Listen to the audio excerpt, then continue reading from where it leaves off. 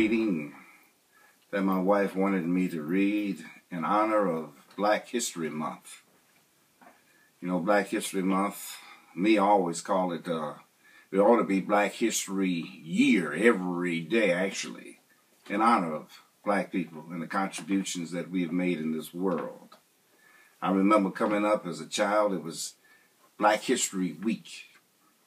And then it was extended to Black History Month. We always wondered why they put it in February, the shortest month of the year, but came to realize it was the honor of Abraham Lincoln, who was only president at that time. We had the idea and the thought to free the slaves. But anyway, this is a little reading that my wife wanted me to read, and I used to read it many, many times at my church.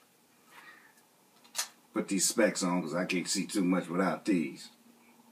But anyway, the name of this little reading is, What If There Were No Black People?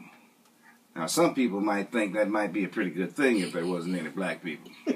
But let's just see if there was no black people in the world.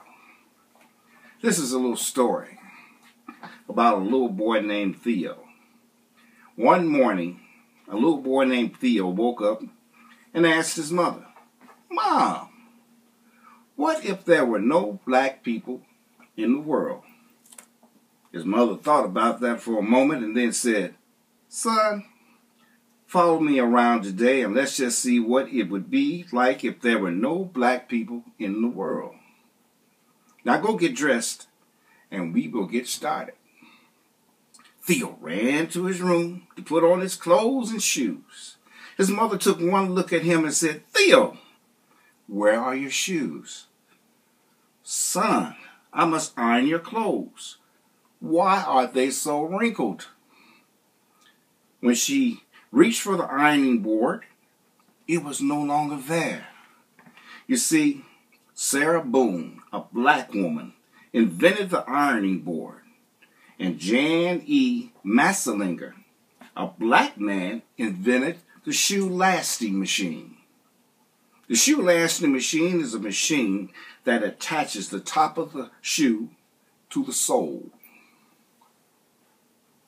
"Oh, well," she said, "please go and do something to your hair," because it looked a mess. Theo ran in his room to comb his hair, but the comb was not there. You see, Walter Sammons, a black man, invented the comb. Theo decided to just brush his hair, but the brush was gone. Lydia O. Newman, a black female, invented the brush. Well, this was a sight, and Theo was a sight. Theo had no shoes, wrinkled clothes, and his hair was a mess. Even his mom's hair was a mess. You see, Madam C.J. Walker was one of the first African-American female entrepreneurs, and she created many hair care products just for black women. Mom told Theo, "Let's do our chores around the house, then take a trip to the grocery store." Theo's job was to sweep the floor. He swept and swept. When he reached for the dustpan, guess what? It was not there. You see, Lloyd P. Ray, a black man, invented the dustpan. So he swept his pile of dirt over in the corner and left it there. He then decided to mop the floor, but the mop was gone. You see, Thomas W. Stewart, a black man, invented the mop. Theo yelled to his mom, "Mom, I'm not having any luck. No luck today." "Well, son," she said, "let me finish washing these clothes and we will prepare a list for the grocery store." When the wash was finished, she went to place the clothes in the dryer, but it was not there. You see, George T. Sampson, a black man, invented the clothes dryer.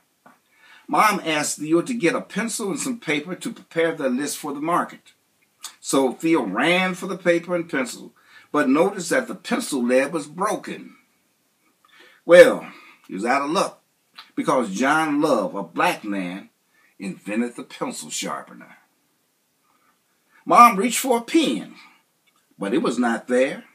because William Purvis, a black man, invented the fountain pen. As a matter of fact, Lee Buttrich, another black man, invented the typewriting machine. And W.A. Lovett, another black man, the advanced printing press. They made their way to the car and found that it just wouldn't start. You see, Richard Spikes, a black man, invented the automatic gear shift, and Joseph Gammel invented the supercharged system for internal combustion engines. Without these, the car just wouldn't start. Gammel was also a black man. They noticed that the few cars that were moving were running into each other, having wrecks all over the street, because there was no traffic signals. You see, Garrett A. Morgan, another black man, invented the traffic light. Well, it was getting late, so they walked to the market, got their groceries, and returned home. Just when they were about to put away the milk, eggs, and butter, they noticed the refrigerator was gone. You see, John Standard, a black man, invented the refrigerator, so they just left the food on the counter. By this time, Theo noticed he was getting mighty cold. Mom went to turn up the heat. However, Alice Parker, a black female, invented the heating furnace, so they didn't have any heat. Even in the summertime, they would have been out of the luck, because Frederick Jones, a black man, invented the air conditioner. It was almost time for Theo's father to arrive home. He usually took the bus, but there was no bus. Buses came from electric trolleys, which were invented by another black man, Albert R. Robinson. He usually took the elevator from his office on the 20th floor. But there was no elevator, because Alexander Miles, a black man, invented the elevator. He also usually dropped off the office mail at a nearby mailbox. But it was no longer there because Philip Downing, a black man, invented the letter drop mailbox. And William Berry, another black man, invented the postmarking and canceling machine, which is how we get our stamps. Theo and his mother sit at the kitchen table with their head in their hands. When their father arrived, he asked, "Why are you sitting in the dark?" Why? Because Lewis Howard Latimer, a black man, invented the filament within the light bulb.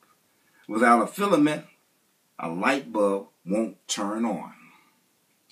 Theo quickly learned what it would be like if there were no black people in the world. Daily life would be a lot more difficult, not to mention if he were ever sick and needed blood. Charles Drew, a black scientist, found a way to preserve and store blood, which led to his starting the world's first blood bank. And what if a family member had to have heart surgery? This would not have been possible without Dr. Daniel Hale Williams, a black doctor who performed the first open heart surgery. You don't have to wonder like Theo what the world would be like without African Americans. It's clear life as we know it would be very different. And believe me, people, we definitely would be in the dark. Thank you. Until next time.